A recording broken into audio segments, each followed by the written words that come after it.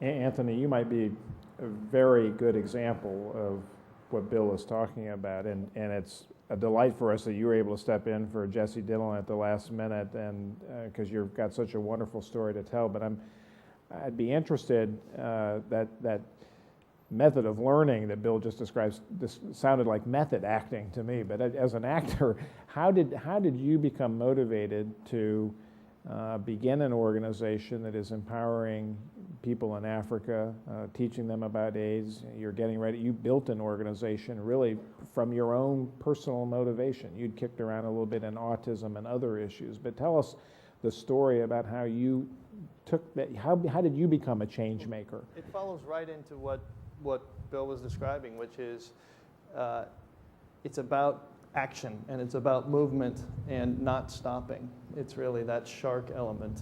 Shoe for Africa is an organization that was actually founded by a runner who went to Africa and realized that his extra pair of shoes was something that none of the people he was running against had. No one in Kenya had any running shoes. They don't have them there. So it started out of him just sharing that. It built into this idea of, well, how can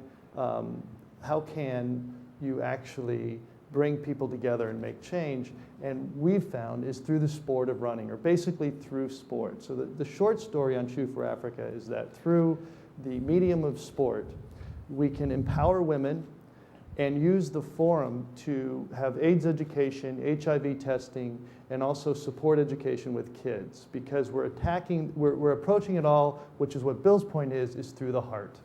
You're bringing people together and you're giving an activity, which in this case is running, which Kenyans love and a lot of Africans do, and you're empowering women who have never had a place to do that. They've never had a place to come together and share that experience of running. So it's a very powerful medium, and because of that, we gather thousands of people together and can then implement, like I was saying, the HIV testing and AIDS awareness, which is something that I took for granted until I went to Africa.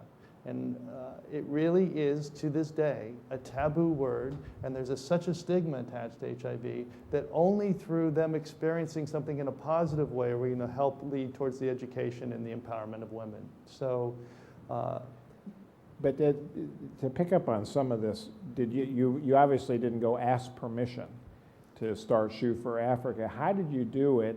Who did you look for? Why did you elect to kind of begin your own organization as opposed to go grafting onto many of the existing organizations doing work? Because there's something here about how do you begin to be entrepreneurial that I think we want to tease out. I think it's out of being there and actually seeing the need, so that it becomes the answer. The action becomes clear when you see what the need is. And we just did an event in December in Kibera, which is the largest slum in Africa with 1.2 million people, because there's a huge problem with hookworm there. And hookworm comes through the toes, so the missing factor there is shoes. So we say that's a problem. We collect 10,000 shoes at the New York City Marathon, and we ship them over, and we give them to 5,000 women in a running race. It's something that we can actually do ourselves. We found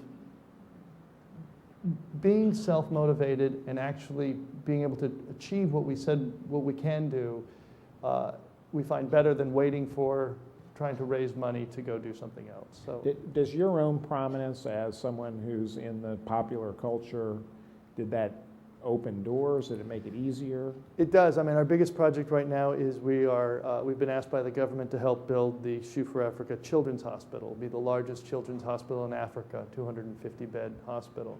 And a lot of that had to do with the fact that Dr. Green is there on the newspaper there, and the director of the hospital at the Moy Referral was thrilled at the idea that Dr. Green was going to come back to life to build a children's hospital. So it's absolutely selfish, it's personal, and it's exciting in that way. So, Charlie, you mentioned the role that the celebrity sector can play, and I've done through a little bit of the work that I helped out with on the One campaign. I've worked a little bit with Bono. You mentioned Bono, but it's that authenticity that clearly Anthony has, because they know the problem. I mean, this is not philanthropy by press release or image making. What are the ingredients that you have seen that a prominent person from some other walk of life can bring into the picture to infuse our efforts with energy. Well, the challenge that I was enunciating essentially is how do we aggregate millions of individuals, hundreds of nonprofits, lots of social entrepreneurs into movements to produce lasting strategic change at scale. And I think celebrities have a real role in the gluing together of those elements because people move around a lot. They don't necessarily even know who their neighbors are, but they know who Bono is, or others that can kind of give them a sense of being part of a movement community. And I think it's really, that's one of the variables in this equation that is really key.